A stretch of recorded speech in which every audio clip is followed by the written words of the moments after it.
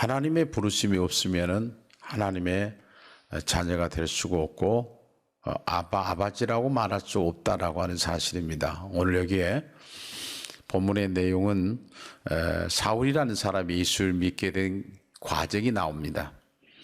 그러면 이 말씀을 들어보면 우리가 어떻게 하나님께서 우리를 초청했는가라고 하는 것을 보게 되는데, 이 사울이라는 사람은 어떤 사람이었는가? 오늘 1절에 보면 유혹과 살기가 등등했다고 그래요. 이 뜻은 무슨 말이냐면 호흡이 쉴 때마다 증오가 일어났다고 말이에요.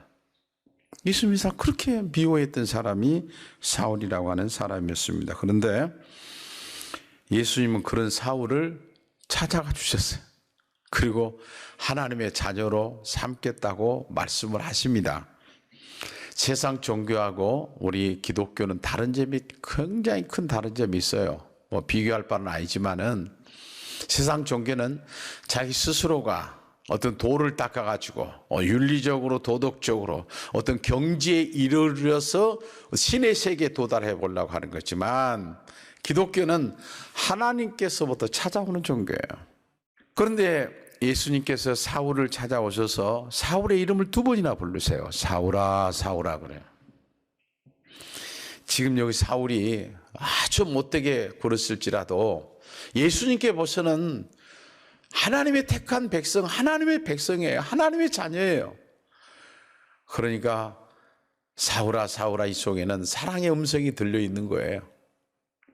또 하나 우리는 이해할 수가 없는 것이 선택의 기준이에요. 사람을 선택할 때 어떤 선택의 기준을 가지고 있는가라고 하는 것이에요. 왜 세상적으로 보면 착한 사람도 많고 윤리적이고 도덕적인 사람도 많은데 왜 하필이면 저런 인간을 왜 예수님 불러주시는가 이해가 되지 않을 때가 있어요. 우리는 여기서 중요한 진리가 있습니다. 선택의 기준은 인간의 기준과 하나님의 기준은 다르다는 거예요. 우리는 구원받을 만하기 때문에 우리가 구원을 받는 것은 아니에요. 우리는 내가 구원받을 만한 어떤 것이 있기 때문에 하나님의 자녀가 된 것이 아니라는 거예요. 왜요? 하나님께서 우리에게 말씀한 것은 모든 사람이 죄를 범하였음에 하나님의 영광에 이르지 못한다 그랬어요. 모든 사람은 죄인이라는 거예요. 근데 죄의 삭은 사망이에요. 다 죽을 수밖에 없는 죄인들이 하나님의 은혜로 구원을 받은 거예요. 우리가 구원받을 만한 거 있어서 구원받게 된 거 아니라는 사실이에요. 착각하면 안 돼요.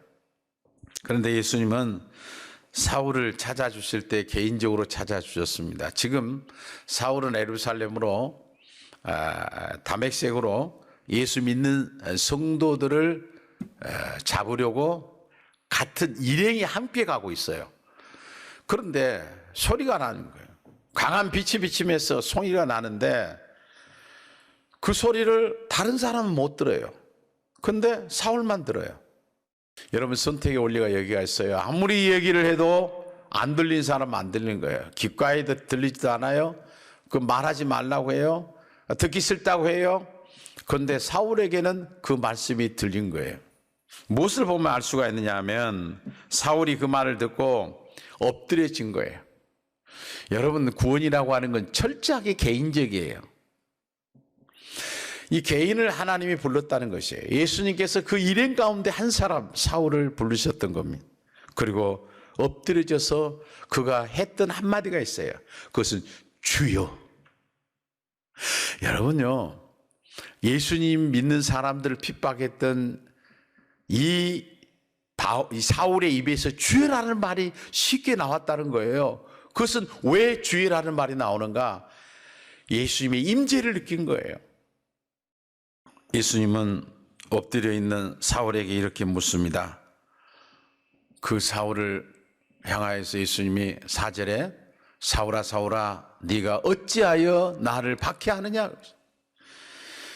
여러분, 사실 사울의 입장에서 볼 때 언제 사울이 예수님을 박해했나요? 예수 믿는 사람을 박해했죠. 근데 여기는 중요한 원리가 있습니다. 뭔가 하면 예수 믿는 사람을 박해하는 것이 예수님을 박해하는 거예요. 이 원리가 그러잖아요. 하나님의 자녀들은 하나님이 붙들고 있는 거예요. 그게 무서운 거예요. 지금도 우리 주위에는 예수 믿는 사람과 교회를 우습게 여기는 사람이 굉장히 많아요. 여러분, 여기서 중요한 것은 여러분의 가정 가운데에서 사랑하는 그런 남편이나 부모나 자녀들이 때로는 이런 어려움을 줄 때에 말려야 돼요. 성경에 원리가 있잖아요. 이 사울은 예수를 만나기 전에 로마의 모든 정치와 법을 잘 아는 사람이었어요. 당대의 석학이었어요. 그리고 가말리엘 선생의 문학에서 수학을 했던 사람이고 그 당시에 최고의 지성인이었어요. 사울은 자신이 원하는 대로 다 할 수 있다고 생각했을지 몰라요. 그러나 예수님께서 만나주시고 그의 삶을 개입하시니까 손을 들 수밖에 없어요. 오늘 사울은 한순간에 아무것도 보이지 않는, 아무것도 할 수 없는 한순간에 그렇게 돼버리고 말았다는 사실입니다. 이제 사울은 예수님을 만나고 난 다음에 변화가 일어나기 시작했습니다. 이 사울은 자기 자신을 본 거예요. 예수를 직접 만나 자기의 모습을 보니까 죄인 중에 괴수였다고 말이에요. 그리고 그는 한마디 또 이어서 이제 내가 무엇을 하고 살아야 합니까? 주 앞에 무엇으로 하나님 앞에 영광을 돌리며 살아야 합니까? 우리가 예수님의 그 은혜를 깨닫게 되면요, 우리 속에서 이것이 그냥 나오는 거예요. 예수 그리스도로 새로워진 사람이 하나님 일을 하는 거예요. 아무나 하는 것이 아니에요. 예수님은 사울을 불러주실 때 이미 목적을 가지고 부르셨어요. 그냥 부르신 것이 아니에요. 그 말씀이 오늘 6절에 이렇게 말합니다. 너는 일어나 시내로 들어가라. 내가 행할 것을 내게 이를 자가 있느니라. 이제는 그의 눈이 가려져 있어요. 그리고 이제 사울을 이렇게 인도해서 가는데 내가 너에게 행할 것이 있다.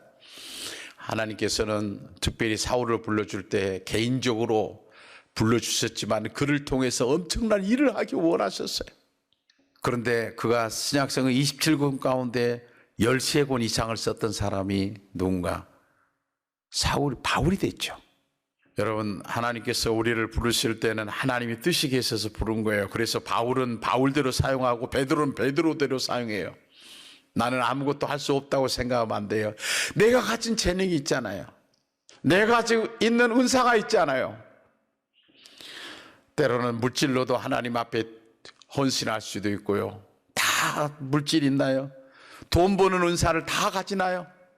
내가 가지고 있는 게 뭔가요? 내가 가지고 있는 다른 사람보다 잘한 것이 있어요. 그걸 가지고 하나님 앞에 영광 돌리기를 원해요. 내가 무엇을 해야 합니까? 이 바울의 인생을 자기가 핸들해 가는 것이 아니라 예수님이 자기의 삶을 핸들해 가는 것을 그는 고백하고 있는데, 갈라디아서 2장에 보면 이렇게 고백합니다. 내가 그리스도와 함께 십자가에 못 박혔나니 그런즉 이제는 내가 사는 것이 아니요 오직 내 안에 그리스도께서 사시는 것이라. 이제 내가 육체 가운데 사는 것은 나를 사랑하사 나를 위하여 자기 자신을 버리신 하나님의 아들을 믿는 믿음 안에서 사는 것이라. 여러분, 이 엄청난 이 바울의 고백을 봐보세요. 이제는 내가 산 것이 아니에요. 이제는 예수 그리스도가 나의 인생 자체를 핸들해 가는 거예요. 그분이 원한 대로 가는 거예요. 하나님 앞에 맡겨버리니까 자기가 돼야 될 짐은 없어요. 얼마나 행복해요. 그러니까 실제로 바울은요, 자기의 삶 속에서 일어나는 얼마나 많은 어려움이 있었을지라도 그런 절대로 이렇게 불만을 품지 않아요. 원망하지도 않아요. 하나님 오히려 찬송하고 있어요. 그 기쁨을 누가 어떻게 아는가요? 그리고 옛날엔 좋아 보였던 그것이 좋아 보이지 않아요.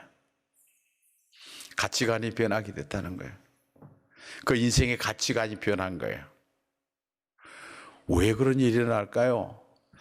예수 그리스도가 자기 속에 있기 때문에 모든 것을 배설물로 여겼다고 말해요. 그것이 배설물이기 때문에 아니에요. 그렇다고 이 세상을 등지라고 하는 것이 아니에요. 그렇게 되어진 거예요. 이 사람이 얼마나 행복한 삶을 살았는가 하는 것입니다. 예수님 만나고 난 다음에 새로운 삶을 살게 됐는데, 이렇게 된 것은 자발적으로 된 것이 아니라 예수님께 찾아오셔서 그의 인생을 그렇게 전환시켜 놨어요. 그래서 바울이 변화된 것을 전인적 변화라고 그래요. 이 변화라고 하는 건 인격이 변하고 가치관이 변하고 인생의 목적이 변했다는 거예요. 이제는 예수를 우리가 바로 만나게 되면 인생의 목적이 달라져요. 내가 왜 사는지를 알게 되는 거예요. 앞으로 어떻게 살아야 하는가를 알게 되는 거예요. 이게 이제 전인적 변화입니다. 그의 가치관도 인생의 목적도 달라지기 때문에 그럴 것입니다. 바울은 예수 믿는 사람을 체포하러 가다가 예수님이 그를 체포해 버립니다. 예수님이 그 인생 자체를 체포해 버리고 맙니다. 그리고 예수님이 원하는 새로운 길을 가게 하셨던 것입니다. 오늘도 사울을 찾아주신 예수님은 우리가 믿고 있는 예수님이세요. 그분이 우리에게 말씀하고 계세요. 우리의 마음속에 진정한 이 사울이 바울이 되어 가는 과정 속에서 고백했던 고백, 내가 죄인입니다. 그 내가 무엇을 해야 합니까? 그 해답을 찾고 살아간다면 오늘 결코 후회함이 없는 인생을 살아가게 될 것입니다. 이 은혜가 우리 가운데 임하고 그런 인생 살아가는 하나님의 사람들이 다 되시기를 주님의 이름으로 축원합니다.